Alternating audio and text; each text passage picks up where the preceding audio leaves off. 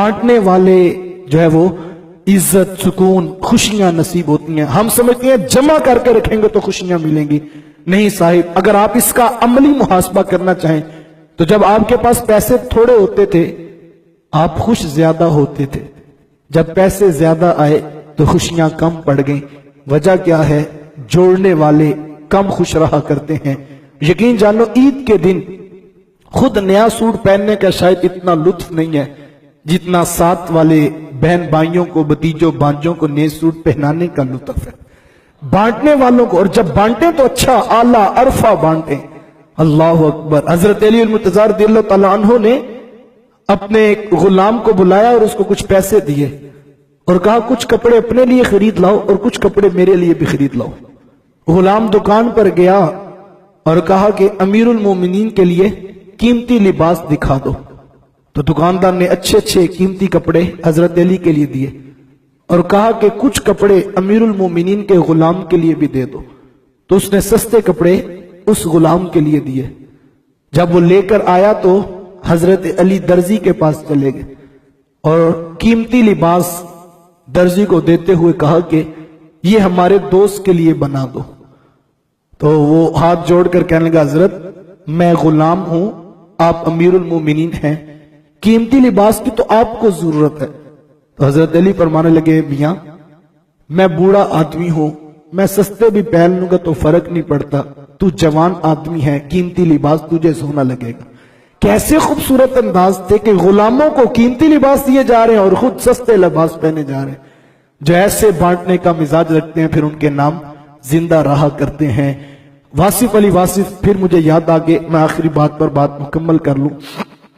वासिफ साहब ने एक इदारा बनाया और वहां पर बच्चे और तुलाबा पढ़ते, लेकिन चूंकि तबीयत में गिना था और दिल दरिया था, तो जब कोई गरीब आता आकर कोई मसला पेश करता और कहता कि जी मैं तो बच्चे की फीस नहीं दे सकता, तो वासिफ साहब कहते अच्छा यार कोई बात नहीं, बच्चे को पढ़ने के लिए भेज दिया करो, तुम्हारी फीस हम दे दिया करेंगे।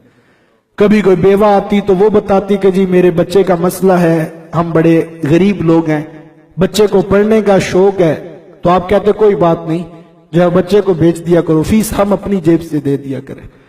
तो 2-4 साल गुजरे तो एक दिन अकाउंटेंट और मुंशी आपके पास आकर बैठ गया। कहने लगा, हजरत जिस तरह आप बांट रहे हैं इस तरह तो इदारे नहीं चलते, किसी की फीस माफ कर रहे हैं, किसी को जेब से दे रहे हैं, तो जो हाथ आपने रखा हुआ है इस तरह तो इदारे नहीं चलते, इस तरह तो इदारा खत्म हो जाएगा। तो वासिफ साहब बड़ा खूबसूरत जुमला फरमाया। वासिफ साहब कहने लगे, तुम्हें किसने कहा है कि मैं इदारा चला रहा हूं? मैं इदारा तो नहीं चला रहा, मैं तो अपने जनाजे के बंदे पक्के कर रहा हूं।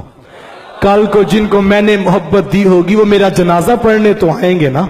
साहिब सब कुछ दुनिया पे रह जाएगा, तुम तो कफन में लिपटे पड़े होगे, तुम्हें नहीं पता होगा कौन कौन मेरे जनाजे में खड़ा है, लेकिन एक वो होगा जो बरादरी बचाने के लिए आया होगा, एक वो होगा जो खानदान बचाने के लिए आया होगा, एक वो होगा जो दोस्तियां रिश्ते निभाने के लिए बैठा होगा। लेकिन यकीन जानो वो गरीब जिसको तुमने तन्हाइयों में मोहब्बत दी होगी, इज्जत दी होगी, हाँ जिसको तुमने ईद वाले दिन अपनी गाड़ी से उतर कर जफ्फी डाली होगी और ईद मुबारक कहा होगा, गरीब होने के बावजूद भी इसको इज्जत दी होगी, जब उसको पता लगेगा ना मेरा मालिक और मेरी मालकन फोत हो गए हैं, तो यकीन जानो वो बरादरी को तो जानता नहीं होगा, क्योंकि बरादरी तो पूछेगी भी नहीं फला आया कि नहीं आया, लेकिन उसको पता होगा ये मेरे से मुखलिस थी और ये मेरे से मुखलस था। तो फिर वो जब वो दुआ के हाथ उठाएगा फिर बताने की जरूरत नहीं कि उसकी दुआ कितनी जल्दी कबूल होगी।